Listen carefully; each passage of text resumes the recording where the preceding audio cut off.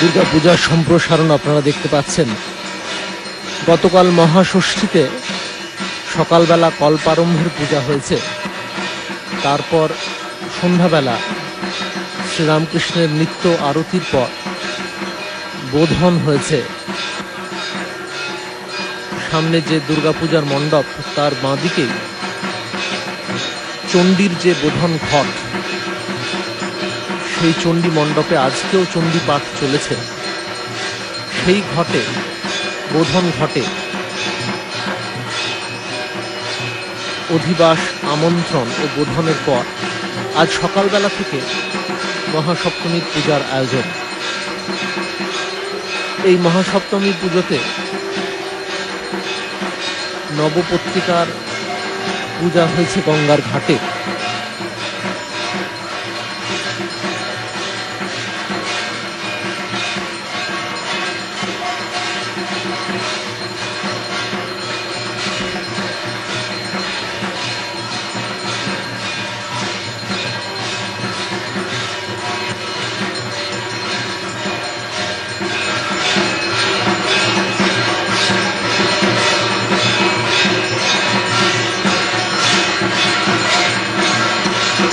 সকালবেলা গঙ্গার ঘাটে নবপত্রিকা স্নানের পর মণ্ডপের সামনেও নবপত্রিকার আরেকবার স্নান করা হয়েছিল। এই স্নান করানোর পর দেবীর মূর্তির ডান ধারে নবপত্রিকাকে বসানো হয়েছে। এরপর দুর্গার ঘটস্থাপন, মা দুর্গার মূর্তির সামনেই ঘট রাখা আছে, গণেশের ঘটস্থাপন, আর একটু আগেই হয়ে গেল প্রাণ প্রতিষ্ঠা। মণ্ডপটি কাপড় দিয়ে ঘিরে দুর্গার বিভিন্ন অঙ্গে পূজারী প্রাণ প্রতিষ্ঠার মন্ত্র উচ্চারণ করেন। দেখতে পাচ্ছেন প্রাণ প্রতিষ্ঠার পরে একটি ছোট্ট আরতি, দেবীর ভোগের বিভিন্ন দ্রব্যাদি সামনে সাজানো রয়েছে। আজ মহাসপ্তমীর দিনে এই প্রাণ প্রতিষ্ঠা অন্যতম প্রধান আচার। মাটির প্রতিমা, তাকে দেবী জ্ঞানে আরাধনা করছি আমরা। সেই আরাধনা দেখতে সামনে হাজির হয়েছেন রামকৃষ্ণ মঠ ও মিশনের সংঘাধ্যক্ষ পূজনীয় স্বামী আত্মস্থানন্দজি মহারাজ। মঠ মিশনের অন্যান্য সন্ন্যাসী ব্রহ্মচারীরাও পেছনে উপস্থিত। আর রয়েছে ভক্তদের সকাল থেকে ধীরে ধীরে সমাবেশ। তারা সমবেত হচ্ছেন সারাদিনের পূজা দেখার জন্য। দুধারে ভক্তদের বসার ব্যবস্থা হয়েছে, একদিকে পুরুষ ভক্তদের, আরেকদিকে মহিলা ভক্তদের। আর মাঝখানে সারিবদ্ধভাবে পূজা দেখে বেরিয়ে আসার স্থান আপনারা দেখতে পাচ্ছেন। সামনে দেবীর মাটির প্রতিমা, সেখানে প্রাণ প্রতিষ্ঠা হয়ে গেছে। তার পাশে নবপত্রিকা। প্রাণ প্রতিষ্ঠার পর বিভিন্ন দ্রব্যাদি নিবেদন করা হচ্ছে দেবীকে। এই দেবী পক্ষের সূচনা হয়েছিল মহালয়া দিয়ে। মহালয়ার সুপ্রভাতের মাঙ্গলিক শঙ্খ বাঙালির মনকে এক অনির্বচনীয় আনন্দে নিয়ে যায়। যে শারদীয়া মহাপূজার দৃশ্য চোখে ভেসে ওঠে, আজ সেটা বাস্তবায়িত হচ্ছে। এই দেবী পক্ষ শুরু হওয়ার আগে মহালয়া হিন্দুদের একটি অন্যতম প্রধান আচার। এই দিনে পিতৃপক্ষের সমাপ্তি ও দেবী পক্ষের সূচনা।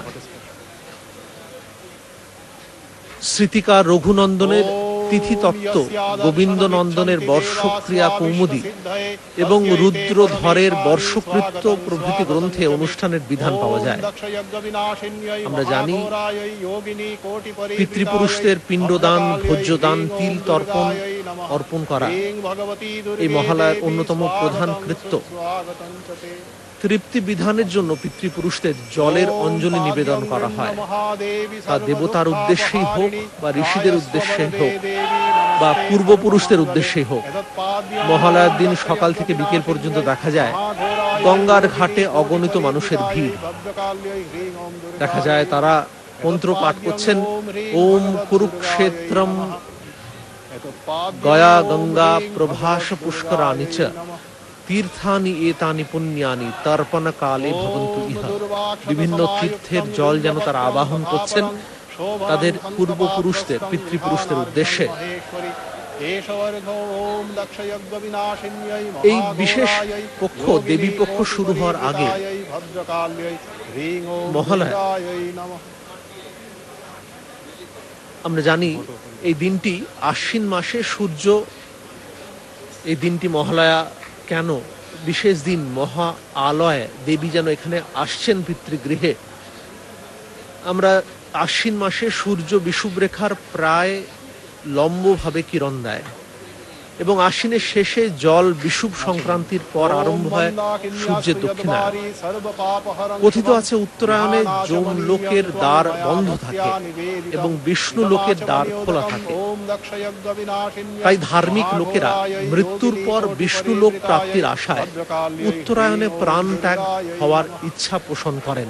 আমরা জানি মহাভারতে সরসজ্জা গ্রহণকারী ভীষ্মদেব তিনি প্রতিজ্ঞা করেছিলেন, তিনি সংকল্প করেছিলেন যে উত্তরায়ণে সময়, সূর্য যখন উত্তরায়ণে সেই সময় তিনি প্রাণ ত্যাগ করবেন। কিন্তু দেবীর এই আরাধনা আমরা করি দক্ষিণায়নের সময়। এই অকাল বোধন এইটি সূচিত করেছিলেন রামচন্দ্র। গতকাল এই বোধনকে সূচনা করেই ষষ্ঠীর পূজা হয়ে গেছে। মহালয়ার দিন বিল্ল বৃক্ষ মূলে বোধন শারদীয়া পূজার অন্যতম মুখ্য কাজ। বিল্ল বৃক্ষের ডাল, নবপত্রিকা, এই সজীব প্রাণের মধ্যে দেবীর অধিষ্ঠান। জল, মহাস্নান, পৃথিবীর এই নানা উপচারগুলো দিয়ে দেবীকে আমরা অর্চনা করছি। বোধনের দিন তাই অর্চনা করে বলা হয় রাবণস্য বধার্থায় রামস্য অনুগ্রহায় চ অকালে ব্রহ্মণা বোধো দেব্যাস্ত্বয়ি কৃতঃ পুরা। মণ্ডপে রামকৃষ্ণ মঠ মিশনের বর্ষিয়ান সন্ন্যাসীরা উপস্থিত হয়েছেন। মঠের অধ্যক্ষ পূজনীয় স্বামী আত্মস্থানন্দজি মহারাজ, অন্যতম সহাধ্যক্ষ স্বামী স্মরণানন্দজি মহারাজ, অন্যতম সহাধ্যক্ষ স্বামী গীতানন্দজি মহারাজ, তারাও উপস্থিত হয়েছেন বেলুড় মঠ প্রাঙ্গণে এই দুর্গা পূজা দেখার জন্য। রামকৃষ্ণ মঠ মিশনের অন্যান্য সন্ন্যাসী ব্রহ্মচারী বৃন্দ ও ভক্তরা সকাল থেকে ভিড় করে আছেন এই পূজা দেখার জন্য। দুর্গা পূজার মূল মণ্ডপে দেখতে পাচ্ছি প্রেসিডেন্ট মহারাজ স্বামী আত্মস্থানন্দজি মহারাজ উপবেশন করছেন। মূল মণ্ডপের পাশেই চণ্ডীর মণ্ডপ, যেখানে আজকেও চণ্ডী পাঠ চলছে। শ্রীরামকৃষ্ণের মন্দিরের সামনেই এই দুর্গা পূজা মণ্ডপ। গঙ্গার ধারে এই মণ্ডপে সকাল থেকে দর্শনার্থীদের ভিড় দেখতে পাচ্ছেন। সারিবদ্ধভাবে দর্শনার্থীরা উপস্থিত। সমগ্র বেলুড় মঠ প্রাঙ্গণেও দর্শকদের দেখা যাচ্ছে। সকাল থেকে তারা হাজির হয়েছেন। আজকে প্রকৃতি অনুকূল, কয়েকদিনের যে বৃষ্টি তা গতকাল থেকে থেমেছে। প্রকৃতি যেন দর্শনার্থীদের কথা চিন্তা করেই তার এই বারিধারাকে প্রশমিত করেছেন। মঠের প্রাঙ্গণে দেখা যাচ্ছে স্টল, সেখানে কোথাও ভলেন্টিয়াররা, কোথাও পুলিশ ক্যাম্প, ভক্তরা ইতস্তত প্রণাম জানাতে আসছেন, ঘুরে বেড়াচ্ছেন। দুপুরবেলা ভোগ নিবেদন করে ভক্তদের মাঝে বিতরণ করা হবে, তার জন্য প্যান্ডেল করা হয়েছে আলাদা করে। বেলুড় মঠের মূল মন্দিরের একধারে দুর্গা পূজা মণ্ডপ, আরেকদিকে প্রসাদ বিতরণের স্থান। সেখানে সারিবদ্ধভাবে ভক্তদের প্রসাদ বিতরণ করা হবে দুপুর থেকে। বেলুড় মঠের অবস্থান গঙ্গার ঠিক ধারে। দেখা যায় ভারতের তীর্থস্থানগুলো অপূর্ব প্রাকৃতিক পরিবেশের মধ্যে অবস্থিত। গঙ্গার ধারে, হিমালয়ের বক্ষে মানুষ প্রকৃতির মধ্যে যেন নিজেকে হারিয়ে ফেলে। গঙ্গা তার পবিত্র বাড়ি বহন করে নিয়ে চলেছে। পুণ্যার্থী এখানে চান করেন। আর তারই পাশে বেলুড় মঠের প্রাঙ্গণে দুর্গাপূজার আয়োজন। আজ সপ্তমীর সকালবেলা দেবীর ঠিক পাশে নবপত্রিকার অবস্থান, আমরা এটিকে কলা বউ বলি। দেবী দুর্গার অন্য এক নাম শাকম্ভরী। সর্বজীবের প্রাণ রক্ষার উপযোগী শাকের দ্বারা পৃথিবীকে পালন করেন বলেই দেবী শাকম্ভরী নামে পরিচিতা। দেবীর এই নাম সার্থক করার জন্যই ঋষিগণ দুর্গা পূজায় নবপত্রিকার পৃথকভাবে স্নান ও পূজনের বিধান রেখেছেন। নবপত্রিকাকে চলতি ভাষায় বলে কলা বউ। দেবীর সামনে বিভিন্ন উপচার সাজানো রয়েছে। পূজারী এক এক করে নিবেদন করছেন পূজার দ্রব্য। ব্রহ্মচারী কৃষ্ণেন্দু এবার দুর্গা পূজার পূজারী, তার সঙ্গে পাশে রয়েছেন তন্ত্রধারক স্বামী তত্ত্ববিদানন্দজি মহারাজ। নবপত্রিকা রচনায় প্রয়োজন হয় 9টি গাছের ডাল, এক জোড়া বেল, আর সর্বাঙ্গে জড়িয়ে থাকবে তাঁর অপরাজিতা লতা। নবপত্রিকার 9টি পল্লবে দুর্গা দেবীরই 9টি রূপের কল্পনা করেছেন বৈদিক ঋষি। কলা গাছকে কল্পনা করা হয়েছে ব্রহ্মাণী রূপে, কালো কচু গাছকে কালিকা রূপে, হলুদ গাছকে দুর্গা রূপে, জয়ন্তী গাছকে কার্তিকী রূপে, বেল গাছকে শিবা রূপে, ডালিম গাছকে রক্তদন্তিকা রূপে, অশোক গাছকে শোকরোহিতা রূপে, মান গাছকে চামুন্ডা রূপে এবং ধান গাছকে মহালক্ষ্মী রূপে। শুধু তাই নয়, প্রত্যেকে পৃথকভাবে পূজার বিধানও আছে। কৌটিল্যের অর্থশাস্ত্রে উল্লেখ করা হয়েছে, প্রাচীনকালে শস্য অধিষ্ঠাত্রী রূপে দেবী দুর্গা পূজিতা হতেন। পৃথিবীরও অপর নাম শাকম্ভরী। সর্বশস্যের উৎপাদয়িত্রী এই পৃথিবীকেই তখন দুর্গা রূপে পূজা করা হতো বলে মনে করা হয়। বৈদিক সাহিত্যে পাওয়া যায় পৃথিবীর অন্য নাম অদিতি, যাকে ঋষিগণ দেবতাদের জননী রূপে কল্পনা করেছেন। মার্কণ্ডেয় পুরাণের অন্তর্গত দেবী মাহাত্ম্যেও দেবতাগণ দুর্গা দেবীকে জননী রূপে স্তব করেছেন। অতএব বলা যায়, এই পৃথিবী একদিকে যেমন শাকম্ভরী দুর্গা, অপরদিকে তেমনি শস্য উৎপাদনের দ্বারা হয়েছেন সর্বজীবের অন্নদায়িনী, অন্নপূর্ণা বা অন্নদা। দুর্গাপূজার অন্যতম প্রধান অঙ্গ চণ্ডী পাঠ। দেখা যায় দুর্গা পূজা মণ্ডপের পাশে আরেকজন ব্রতধারী, যিনি সংকল্প নিয়েছেন, তিনি পূজার মূল মণ্ডপের পাশেই সমান্তরালভাবে চণ্ডী পাঠ করতে থাকেন। চণ্ডী বইয়ে বলা হয়েছে, শরৎকালে মহাপূজা ক্রিয়তে ইয়াচ বার্ষিকী তস্য মম এতন মাহাত্ম্যম শ্রুত্বা ভক্তি সমন্বিতা। দেবী বলছেন, এই দেবী মাহাত্ম্য পাঠ করলে, দেবী এখানে বলেছেন যে এই শরৎকালে আমার মাহাত্ম্য ভক্তি সমন্বিত হয়ে ভক্তরা পাঠ করেন।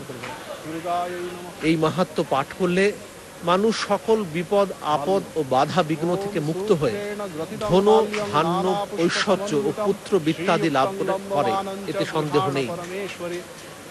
আচ্ছা, কাম্য পূজায় যেখানে রূপ দাও, জয় দাও, যশ দাও, শত্রু নাশ করো, রূপম দেহি জয়ম দেহি, যশ দেহি দ্বিষ জহি, এরূপ চাওয়া পাওয়ার জন্যই প্রার্থনা, সেখানে দেবীর নির্দেশ অনুসারে দেবী মাহাত্ম্য পাঠ যে অবশ্য কর্তব্য, তাতে সন্দেহের অবকাশ কোথায়?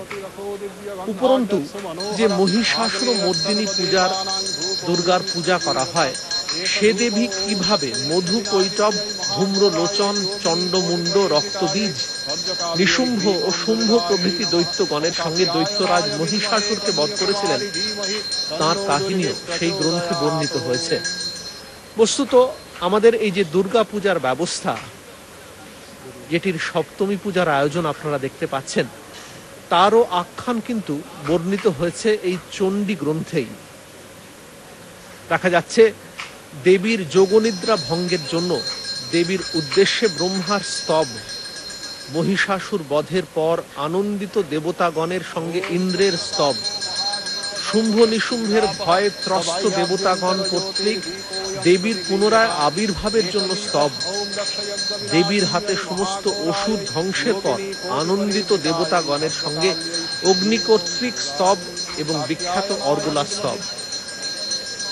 বারে বারে দেখা যাচ্ছে যে দেবতারা আক্রান্ত হয়েছেন অসুরদের দ্বারা। কোথাও মহিষাসুর, কোথাও শুম্ভ নিশুম্ভ তাদের স্বর্গ থেকে বিতাড়িত করছেন। তারা গিয়ে দেবতার যে মাতৃকা স্বরূপিণী তাকে আরাধনা করছেন। পৃথিবীতে এইভাবেই শুভ শক্তি আর অশুভ শক্তির লড়াই সবসময় চলছে। কখনো কখনো শুভ শক্তিরই বুঝিবা পরাজয় হয়। আমরা সাধারণ মানুষ তখন বিমূঢ় হয়ে পড়ি, শুভ শক্তি আরাধনা করার সাহস হারিয়ে ফেলি। চণ্ডীতে তাই দেবী আবির্ভূত হয়ে সাধারণ মানুষকে আশ্বস্ত করছেন, আমি যখনই বিপদ হয় তখনই আবির্ভূত হই। সাধারণ মানুষ তাই দুর্গাপূজার অবসরে হাজির হন দেবীর আরাধনা স্থলে, নিজের ভেতরে শক্তি সঞ্চয় করেন। সংসারের এই রণক্ষেত্রে যখন আমরা ক্লান্ত হয়ে পড়ি, তখন ভগবানকে, ঈশ্বরকে স্মরণ করি। আমাদের ভেতরে যে ঐশ্বরিক সত্তা আছে তা আমাদের দেহ ইন্দ্রিয় যেন অজ্ঞান, আমরা নিজেদের স্বরূপ ভুলে যাই। দেবীর আরাধনা আসলে নিজেদেরই স্বরূপের উদ্বোধন। আমাদের ভেতরে যে দৈবী সত্তা আছে, এই কয়েকদিনের কৃচ্ছতার ফলে, একনিষ্ঠ হয়ে আরাধনার ফলে আমাদের ভেতরে সেই কুণ্ডলিনীকৃত শক্তির জাগরণ হয়। বাইরের এই মাটির প্রতিমার আরাধনা, তাতে দেবীকে আহ্বান, আসলে নিজের ভেতরেরই শক্তিরকে আহ্বান করা। আমরা সাধারণ মানুষে যখন এই দেবীর জাগরণ আমাদের মধ্যে অনুভব করি, তখন আমাদের প্রাত্যহিকের দিনচর্যা সহজ হয়ে যায়। আমাদের রোজকার ঝগড়া ঝাঁটি,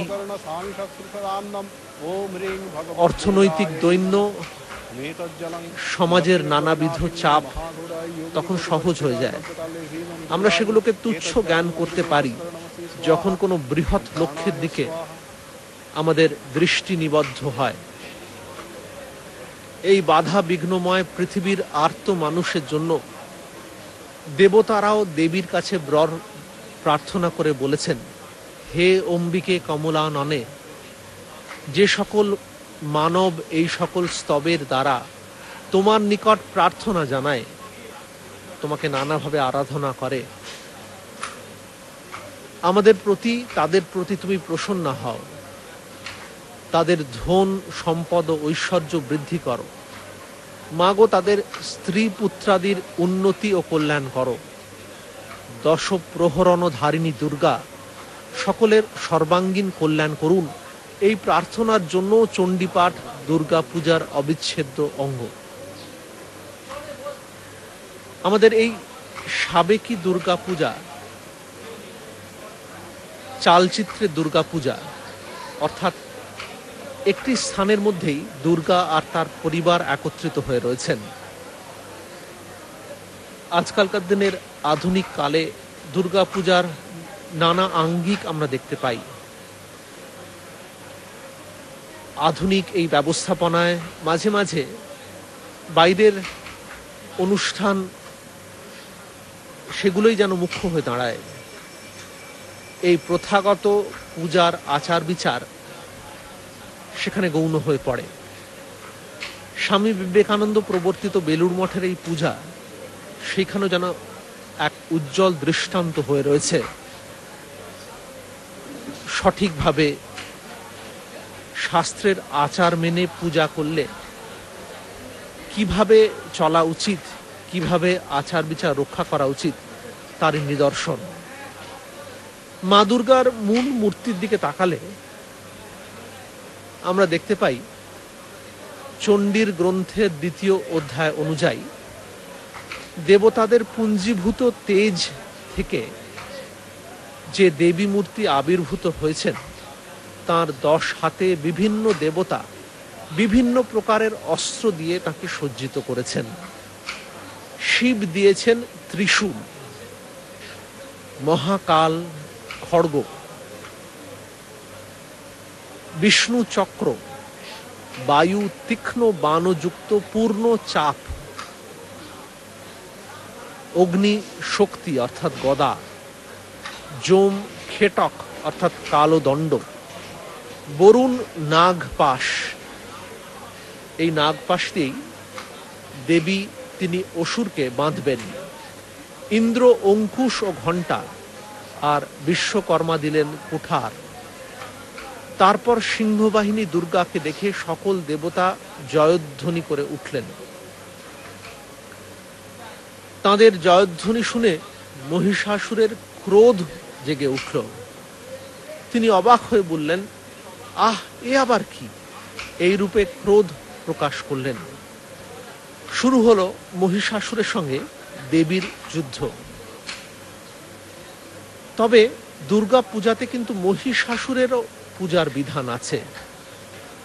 অনেকে প্রশ্ন করেন, দেবী দুর্গার হাতে শত্রু রূপে যিনি নিহত হলেন, তার আবার পূজার বিধান কেন? এ প্রসঙ্গে মনে রাখতে হবে, দৈবী শক্তি এবং আসুরী শক্তি উভয় শক্তিকেই সন্তুষ্ট রাখা মানুষের উচিত। আসুরী শক্তিকে বশে রেখে দৈবী শক্তির অনুগ্রহ লাভ করতে পারলেই মানুষের সকল কাজে আসবে সিদ্ধি। আর এই দৈবী শক্তি আর আসুরী শক্তি দুই কি ভগবানেরই লীলা বৈচিত্র্য নয়? স্বামীজি তার কালী দ্য মাদার নামে বিখ্যাত কবিতায় ভগবানের এই রুদ্র রূপকে আহ্বান করতে বলেছেন।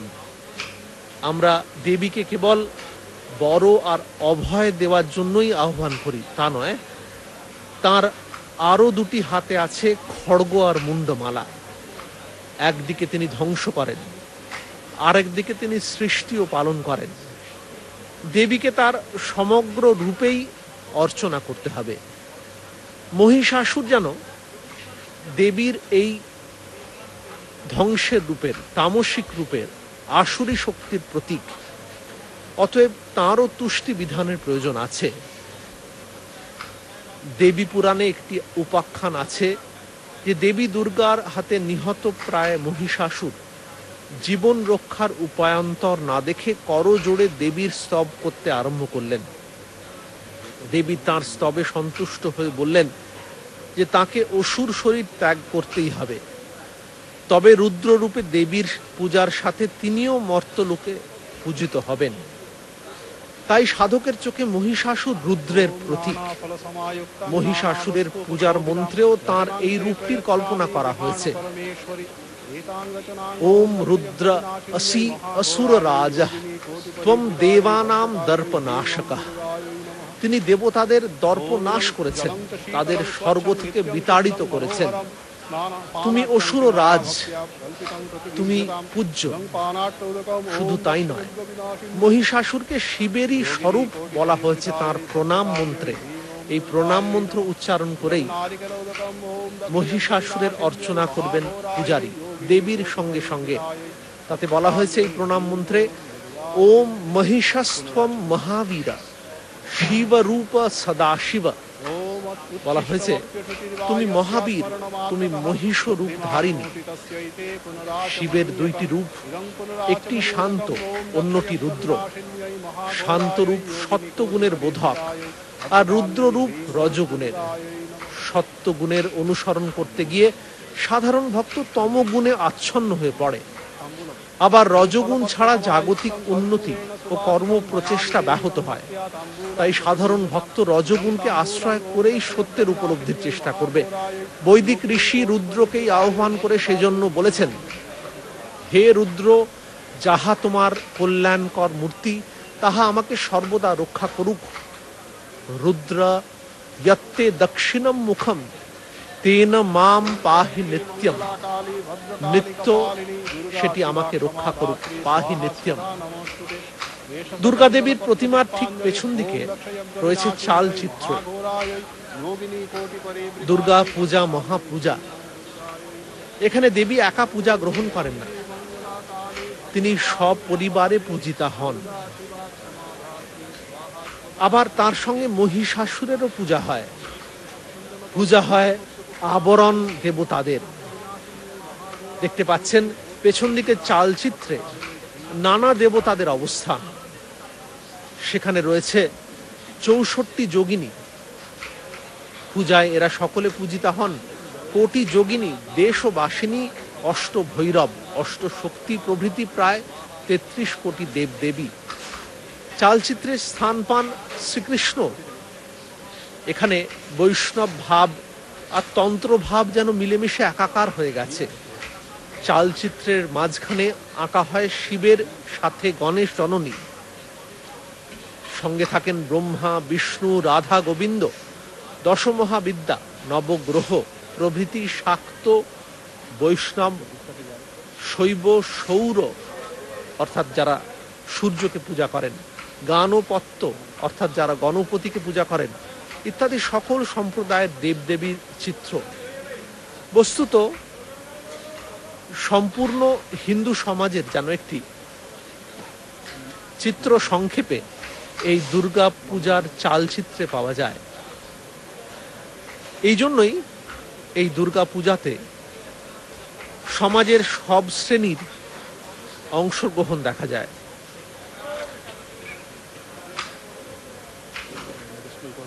দুর্গাপূজার শেষকালে তাই বিজয়াতেই মিলন উৎসব। বেলুড় মঠের প্রাঙ্গণে দুর্গা মণ্ডপের সঙ্গে সঙ্গে রয়েছে মা শারদার মন্দির।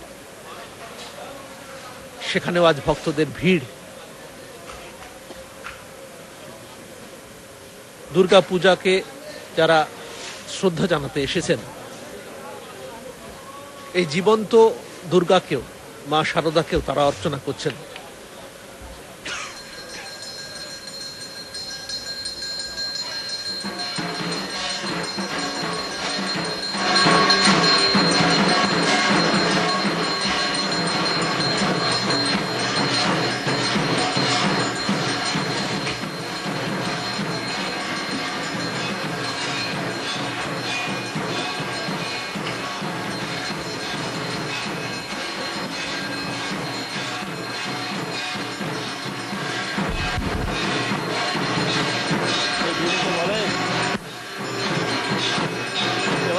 হাতে জল টল দিতে হবে।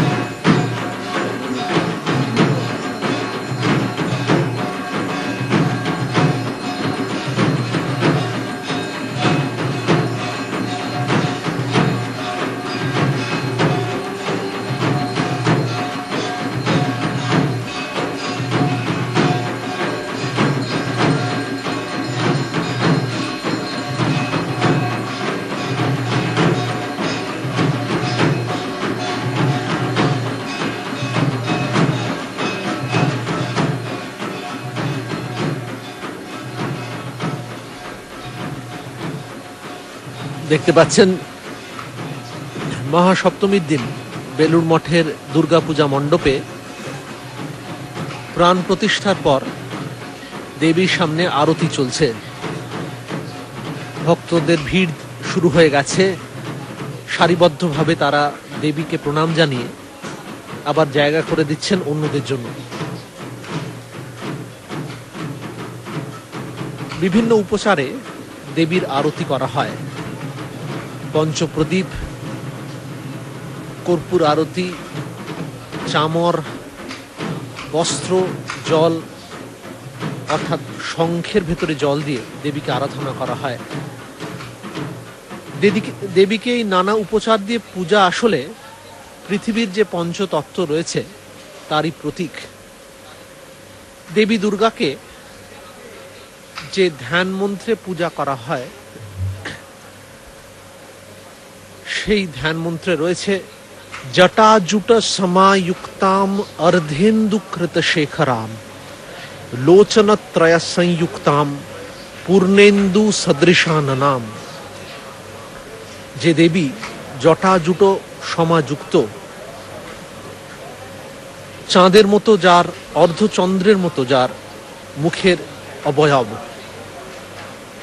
তার 3টি চোখ রয়েছে, লোচনত্রয়। দেখা যাচ্ছে সামনে রামকৃষ্ণ মঠ ও মিশনের সংঘাধ্যক্ষ পূজনীয় স্বামী আত্মস্থানন্দজি মহারাজ দেবীর সামনে পুষ্পাঞ্জলি দেবেন, দেবীকে প্রণতি জানাবেন। দেবীর ধ্যান মন্ত্রে তাই বলা হয়েছে দেবী দুর্গা জটাজুটো ধারিণী, শিরে তার অর্ধচন্দ্র ভূষিতা। ত্রিনয়না দেবীর মুখখানি পূর্ণিমার চাঁদের মতো সুন্দর, অতসী ফুলের মতো হালকা হলুদ তার গায়ের রং। দেবী সুনয়না, নবযৌবন সম্পন্না এবং সর্বপ্রকার অলঙ্কারে ভূষিতা, সুন্দর দন্তযুক্তা, স্থূল ও উন্নত পয়োধরা, ত্রিভঙ্গ দেহে মহিষাসুরের নিধনে নিযুক্তা, মৃণালের মতো সুষম দীর্ঘ 10 বাহু বিশিষ্টা দেবী। ডান হাতের উপর থেকে নিচের দিকে ত্রিশূল, খড়গ, চক্র, তীক্ষ্ণ বাণ, শক্তি এবং বাম হাতে খেটক বা চাবুক, পূর্ণচাপ ধনুক, পাশ বা নাগপাশ, অঙ্কুশ, ঘণ্টা অথবা পরশু অর্থাৎ কুঠার ধারণ করে আছেন। পদতলে তার দেখা যায় মস্তকবিহীন মহিষ, আর তার থেকে উৎপন্ন খড়গধারী অসুরের হৃদয় দেবী শূল দ্বারা ছিন্ন বিন্ন করছেন। তাতে রক্তচক্ষু বিশিষ্ট সে অসুরের ক্ষতবিক্ষত দেহ রক্তে হয়েছে রঞ্জিত। ভ্রুকুটি করা চক্ষু এবং ভীষণাকৃতি বদন বিশিষ্ট সে অসুরকে নাগ পাশে বদ্ধ করে দেবী দুর্গা বাম হাতে তার কেশ ধারণ করে আছেন। দেবীর বাহন রক্ত পানকারী সিংহের মুখ থেকে দেখা যাচ্ছে রক্ত গড়িয়ে পড়ছে। দেবীর ডান পা সিংহের পিঠের উপর এবং বাম পায়ের অঙ্গুষ্ঠ আঙুলটি মহিষের দেহ থেকে একটু উপরে সমানভাবেই কিন্তু অবস্থিত। দেবীর এ রূপকে সকল দেবতা সমবেত হয়ে স্তব করেছিলেন। এখন দেখতে পাচ্ছেন এই মণ্ডপে রামকৃষ্ণ মঠ মিশনের সন্ন্যাসীরা, বরিষ্ঠ সন্ন্যাসীরা দেবীকে স্তব করছেন। দেবীর নানা রূপ, উগ্র চণ্ডা, প্রচণ্ডা, চণ্ডগ্রা, চণ্ডনায়িকা, চণ্ডা, চণ্ডপতি, চণ্ডরূপা, চণ্ডিকা নামে সকল অষ্টশক্তি দ্বারা সর্বদা পরিবেষ্টিতা, ধর্ম, কাম, অর্থ ও মোক্ষরূপ চতুর্বর্গ প্রদানকারিণী সে দেবী জগদ্ধাত্রী দুর্গাকে আমাদের চিন্তা করা উচিত। দুর্গাপূজা বছরে 2 বার হয়ে থাকে, শরৎকালে শারদীয়া দুর্গাপূজা আর বসন্তকালে বাসন্তী দুর্গাপূজা। এদের মধ্যে অবশ্য শারদীয়া দুর্গাপূজায় বিশেষভাবে পরিচিত ও প্রচলিত। দুর্গাপূজা কিভাবে, কি মন্ত্র এবং কি নিয়মে করতে হবে তা দেবী পুরাণ, কালিকা পুরাণ ও বৃহন্নন্দিকেশ্বর পুরাণে পাওয়া যায়। বেলুর মঠের এই পূজা বৃহন্নন্দিকেশ্বর পুরাণ মতেই করা হয়, রঘুনন্দনের স্মৃতি মেনে। এ সকল গ্রন্থে 2 সময়ের পূজার নিয়মে এবং মন্ত্রে কিছু পার্থক্য থাকলেও 2 সময় অর্থাৎ বসন্তকাল ও শরৎকালে দেবী দুর্গার ধ্যান মন্ত্রে কোনো পার্থক্য দেখা যায় না। এই ধ্যান মন্ত্রটি একটু আগে আমরা আলোচনা করলাম। দেখা যাচ্ছে দেবীর পূজার মাঝখানে দীর্ঘ পূজা, দেবী ও তার সঙ্গে পরিবারের অন্য যারা আছেন অর্থাৎ লক্ষ্মী, সরস্বতী, কার্তিক, গণেশ তাদেরও পূজাদি হবে। এই পূজার মাঝখানে সন্ন্যাসীরা পুষ্পাঞ্জলি দিচ্ছেন। পরে সমবেত ভক্তমণ্ডলী, স্ত্রী পুরুষ ভক্ত সকলে পুষ্পাঞ্জলি দেবেন। সকাল থেকে দীর্ঘ সময় তারা ধৈর্য ধরে বসে আছেন, দেবীর এই পূজা দেখছেন। এই সকলের সমবেত অংশগ্রহণেই পূজা হয় সার্থক। দুর্গা পূজার পবিত্র বাতাবরণ যেন ছড়িয়ে পড়ে মণ্ডপ ছেড়ে সমাজের চতুর্দিকে পূজার এই পবিত্র হাওয়া সারা বছর করে রাখুক পবিত্র, সমাজকে করুক নিষ্কলুষ, এই প্রার্থনাতেই আমরা পূজার আয়োজন করে থাকি। এই পূজাতে অনেকগুলি আচারের ব্যবস্থা আছে। এখানে আছে আচমন, স্বস্তি বাচন, সংকল্প, ঘটস্থাপন, প্রাণ প্রতিষ্ঠা, দ্বার দেবতা পূজা, শুদ্ধি, পঞ্চশুদ্ধি, ভূতাপসরণ, আসন শুদ্ধি ইত্যাদি। এই প্রত্যেকটি আচার যেন একটু একটু করে পূজারীকে তৈরি করছে এই পূজার জন্য। প্রতিদিনের মতো এই সপ্তমী বিহিত পূজাতেও এই আচারগুলি অনুসরণ করা হয়েছে। আজকে সকাল থেকে নবপত্রিকার পূজা হয়েছে, স্নান হয়েছে। দুর্গা মণ্ডপে দেখা যাচ্ছে সংঘাধ্যক্ষ স্বামী আত্মস্থানন্দজি উপস্থিত হয়েছেন, অন্যতম সহাধ্যক্ষ স্মরণানন্দজি উপস্থিত হয়েছেন। পূজার আয়োজনের মাঝখানে তারা পুষ্পাঞ্জলি দিচ্ছেন। এরপরে আরও পুজো চলতে থাকবে। সমবেত ভক্তমণ্ডলী তারা পুষ্পাঞ্জলি দেবেন। ধীরে ধীরে পূজা এগিয়ে চলবে